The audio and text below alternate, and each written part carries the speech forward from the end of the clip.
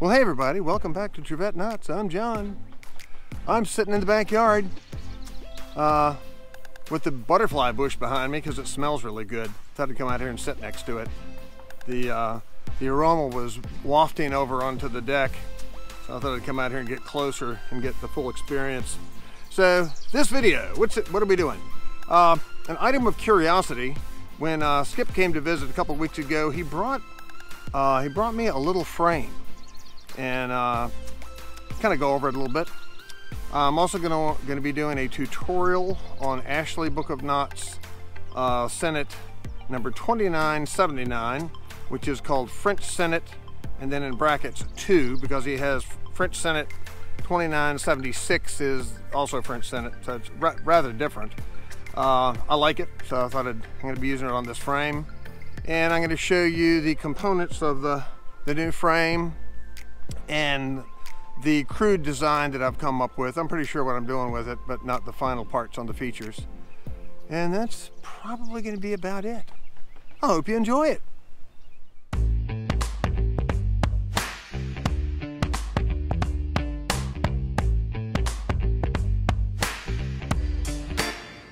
All right, folks, so this little frame, which is a really nice looking little frame, was given to me by Skip Hips when he came up a couple weeks ago.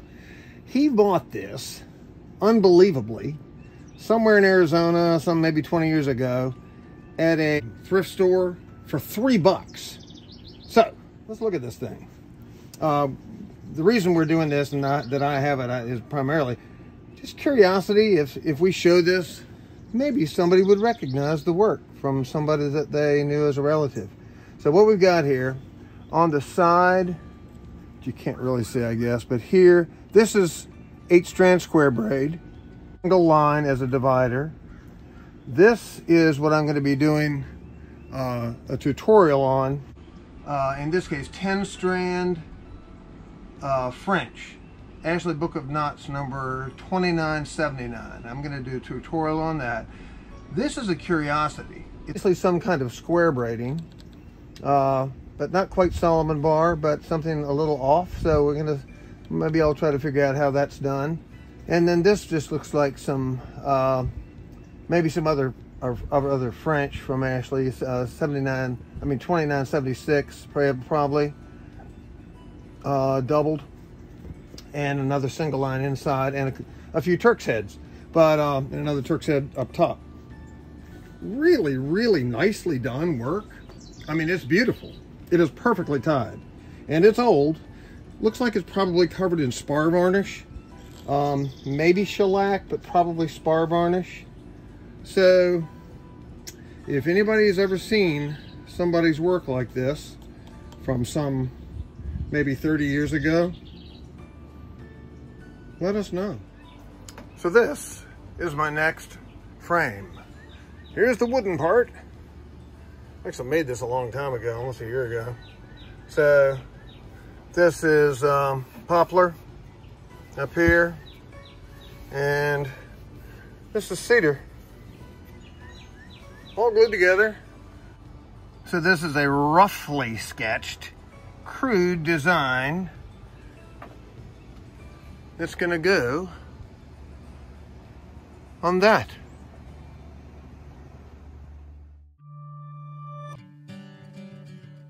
So let me show you what I'm doing here.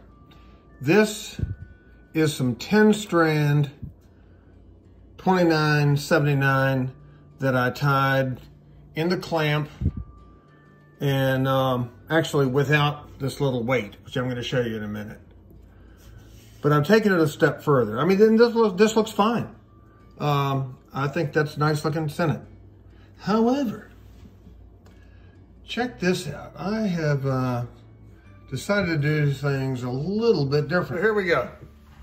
This is 12-strand Ashley Book of Knots number 2979. 3, 6, 9, 12. So we're tying this like Russian Sennit, with all the tools you would use for tying Russian Sennit, but it's way simpler because you're going over and under each one instead of over under 2, and really do that from the left and this from the right. So here's what I do. You need to start with the first strand on the right, and you're going to go under 1, over 1, under, over, under, over, under, over, under, over, under, and then pass your lead from the right through. And then this little weight will allow you to have consistent tension throughout the process of tying the Sennit. And I just hang that off the edge. Then, next one.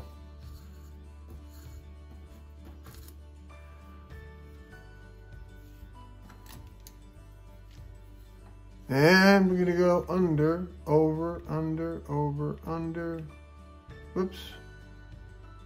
Over, under, over, under, over. Then pass the next one through.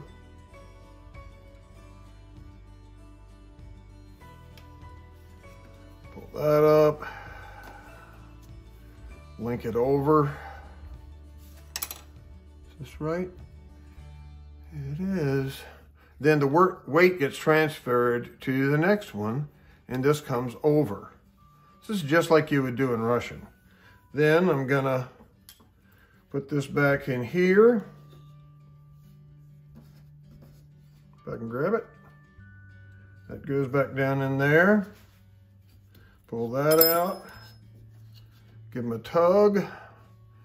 And the next one out on the right. Under. Over, under, over, under, over, under, over.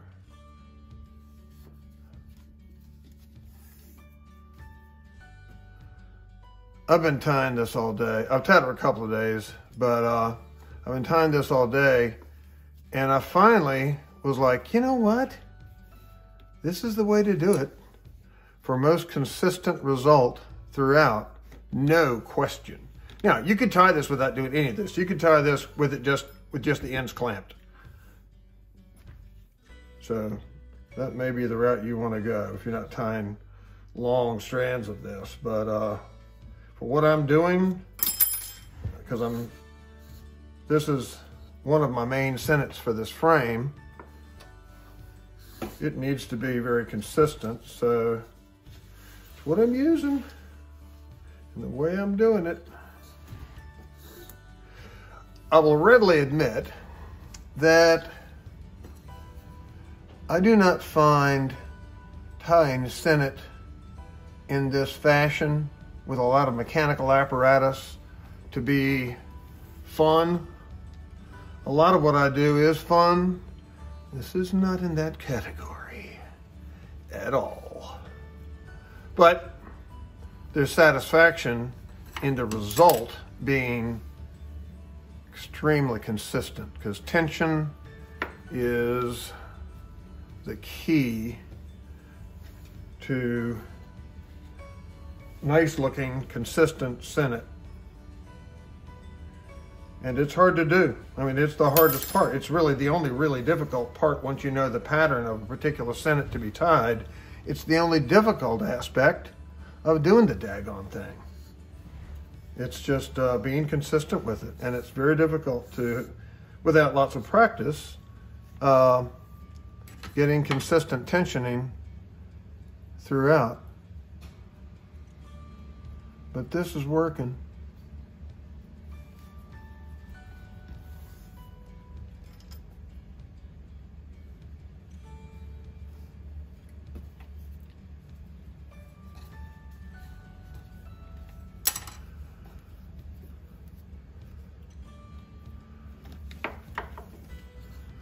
That's all there is to it. Just pretend you're doing Russian on a simplified version, and you'll get good results. I will at some point shortly here, when I'm in the video part, speed this up to avoid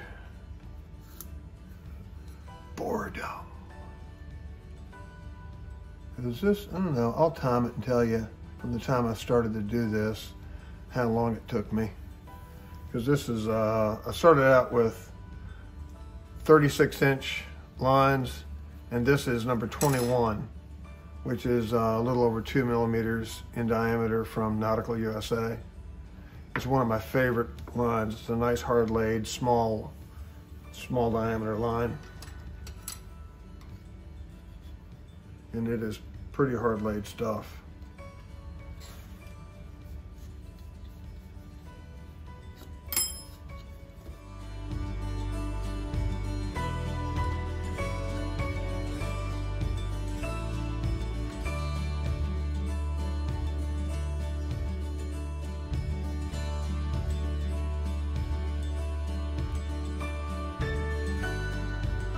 Hey, thanks for watching. More content coming soon. We'll see you then.